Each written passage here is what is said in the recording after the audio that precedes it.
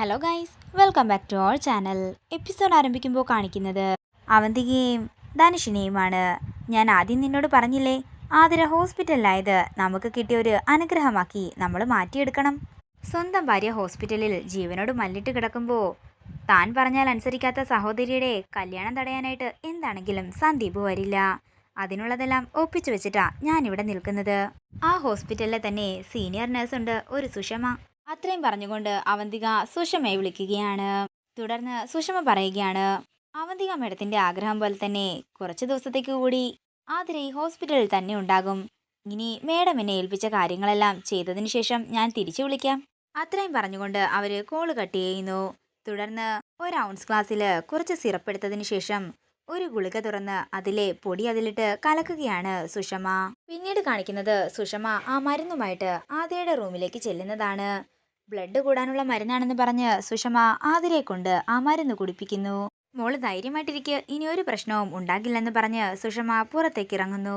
പിന്നീട് കാണിക്കുന്നത് അവന്തികയും ധനുഷിനെയുമാണ്. അവന്തിക പറയുകയാണ്, സുഷമ ആതിരയുടെ കാര്യം നോക്കിക്കോളും, പക്ഷേ ഇനി നോക്കേണ്ടത് സന്ധ്യയാണ്.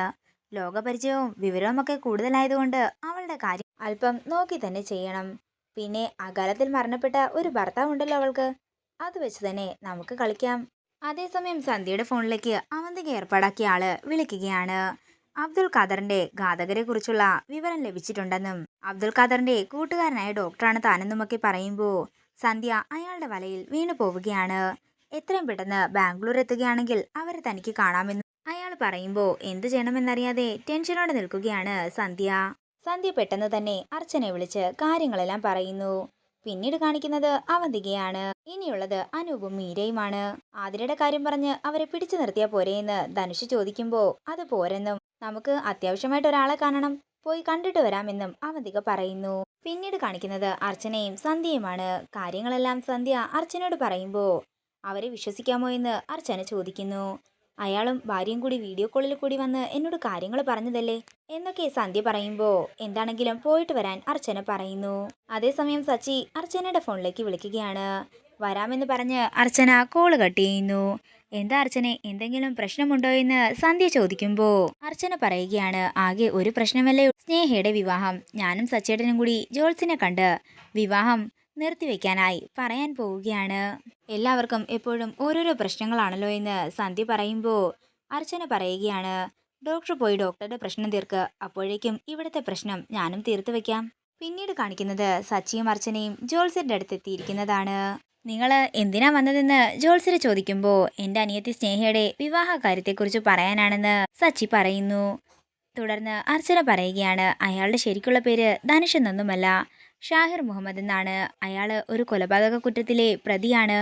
പക്ഷേ അച്ഛനെയും ഏട്ടനെയും ഒക്കെ അയാൾ ഓരോന്ന് പറഞ്ഞ് വിശ്വസിപ്പിച്ച് വെച്ചിരിക്കുകയാണ്. ഇതൊക്കെ നിങ്ങളുടെ കുടുംബകാര്യമല്ലേ, എനിക്കെന്ത് ചെയ്യാനാകുമെന്ന് ജോത്സ്യൻ ചോദിക്കുന്നു.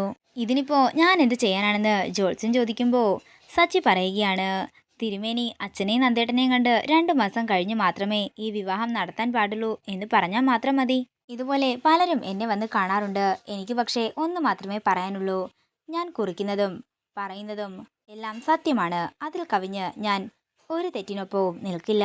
ഞാൻ നിങ്ങളോട് പറയുന്നത്, വെറുതെ എന്തിനാ നിങ്ങളും ഈ വിവാഹത്തിന് എതിര് നിൽക്കുന്നത്? ഈശ്വര കോപമൊന്നും വാങ്ങിക്കൂട്ടണ്ട. മറ്റൊന്നും പറയാനില്ലെങ്കിൽ എനിക്കല്പം ധൃതി ഉണ്ടായിരുന്നെന്ന് പറഞ്ഞ് തിരുമേനി അവിടെ നിന്ന് പോകുന്നു. പിന്നീട് കാണിക്കുന്നത് ധനുഷിനെയും അവന്തികയുമാണ്.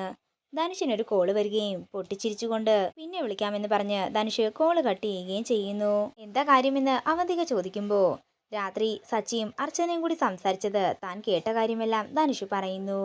അയാൾക്ക് 1,00,000 രൂപ ഞാൻ കൊടുത്തു, അതോടെ അയാൾ എൻ്റെ സൈഡിലായെന്ന് ധനുഷ് പറയുമ്പോൾ ചിരിച്ചുകൊണ്ട് ധനുഷിനെ നോക്കുകയാണ് അവന്തിക.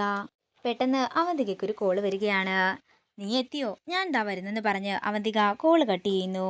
നമ്മൾ കാണേണ്ടയാള് അവിടെ വന്ന് നിൽപ്പുണ്ടെന്ന് അവന്തിക പറയുന്നു. ഇതോടുകൂടി ഇന്നത്തെ എപ്പിസോഡ് ഇവിടെ തീരുകയാണ്. വീഡിയോ ഇഷ്ടമായെങ്കിൽ മറക്കാതെ ലൈക്ക് ചെയ്യുക, ഷെയർ ചെയ്യുക, കമൻറ്റ് ചെയ്യുക. കൂടുതൽ സീരിയൽ അപ്ഡേറ്റ്സിനായി മറക്കാതെ സബ്സ്ക്രൈബ് ചെയ്യുക.